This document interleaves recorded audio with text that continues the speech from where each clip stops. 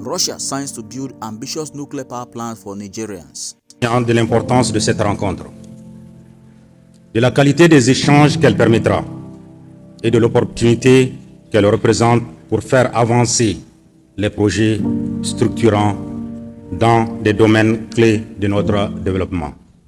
The government of Russia has suggested that it might build a nuclear power plant in Niger, a country full of uranium but still importing most of its electricity. Niger is a hot and dry nation on the edge of the Sahara Desert, and such a plan may sound unrealistic. It may never even happen, but by making this offer, Russia is trying to gain political advantage over Western nations. For many years, Niger Republic exported its uranium to France for processing, but that has started to change since Niger military government cut ties with France, its former colonial ruler. In June, Niger took over control of its uranium mining company that was once run by the French nuclear group Orano. This decision opened door for Russia to step in as a new partner. Russia is now talking about not only power generation but also medical uses for nuclear energy. They have signed a cooperation agreement with Niger, which includes training local people in nuclear technology. If this project ever happens, it will be the very first nuclear power station in West Africa. No one knows yet how far this plan will go beyond talks, but by making this first move, Russia has already shown that it understands how frustrated Nigerians feel about the past. For over 50 years, Orano, a French company known before 2018 as Areva, mined uranium in Niger to fuel France's nuclear power plants. France, on the other hand, relies heavily on nuclear energy. Today, the French government-owned company gets most of its uranium from Canada and Kazakhstan, and it is currently developing projects in Mongolia and Uzbekistan. Still, Niger's role remains important, not just for business but also for political and cultural reasons. However, despite taking uranium from Niger for decades, France never shared its nuclear knowledge with the country. Nigerians were left to rely mostly on coal power and electricity import from Nigeria.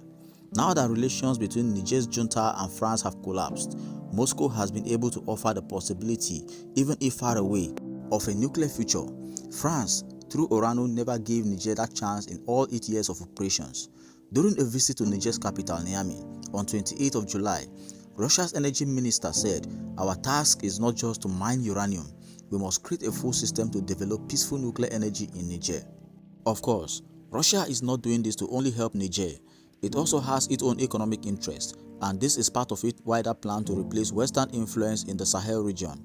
One big opportunity for Russia is the Imuraren mine, one of the largest uranium deposits in the world. France had planned to develop the mine, but the project was delayed after the Fukushima nuclear accident in Japan 2011 reduced global uranium demand. It was revived in 2023, but soon after, Niger's military leader cancelled Orano's right to the mine. If Russia eventually takes control of the largest mine, Imuraren, it will strengthen its role as a major player in the global uranium market. Uranium is now vital to the world's plan of using nuclear power to reduce greenhouse gas emission. Russia may also get the chance to buy at a cheap price about 1,400 tons of uranium stored at the Sominac mine in Alit, which was taken from France in June. These uranium stocks piled up after ECOWAS, the West African regional bloc, imposed a trade ban on Niger following the overthrow of President Bazoum in July 2023. Even after the sanctions were lifted, Niger's new rulers blocked Orano from exporting the uranium. At one point, China showed interest in buying some of the uranium. Niger even considered selling to Iran, but it drew the interest of the United States. Still, the dream of building a nuclear power plant in Niger comes with huge challenges, technical, financial and security related, especially in regions known for Islamist militant attack. France never thought building such a plant in Niger was worth serious consideration.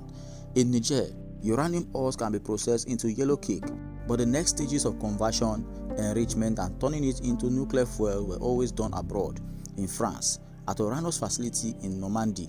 From there, the finished nuclear fuel was sent to French power stations. Building a nuclear power station takes many years and requires billions in investment. Once built, it also needs a steady and secure supply of electricity to run. On top of that, the plant's success depends on having enough industries and households that can afford to buy the electricity it produces. There is also the question of safety.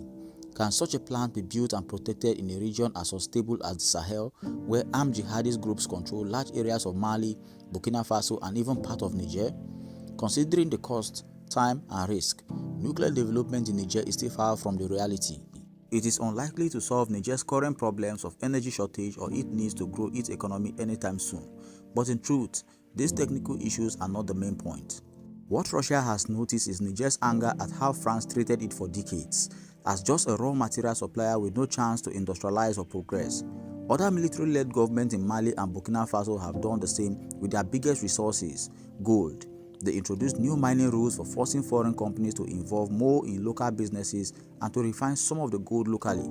This way, more jobs and profits stays in their countries. Mali even arrested executives of the Canadian gold company, Barrick, for months during the dispute over revenue.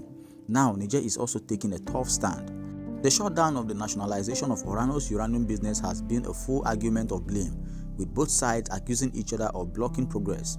Orano's country director in Niger has been held in detention without charges since May. The Nigerian junta now seems determined to end the long history of French uranium mining in their country. It is hard to say how Russia's promises of nuclear partnerships and energy development in Niger will go. But one thing is certain, Russia has correctly read the feelings of the Nigerian people, and it is doing everything possible to buy their minds. Drop your comments in the comment section and tell us what you think about this project.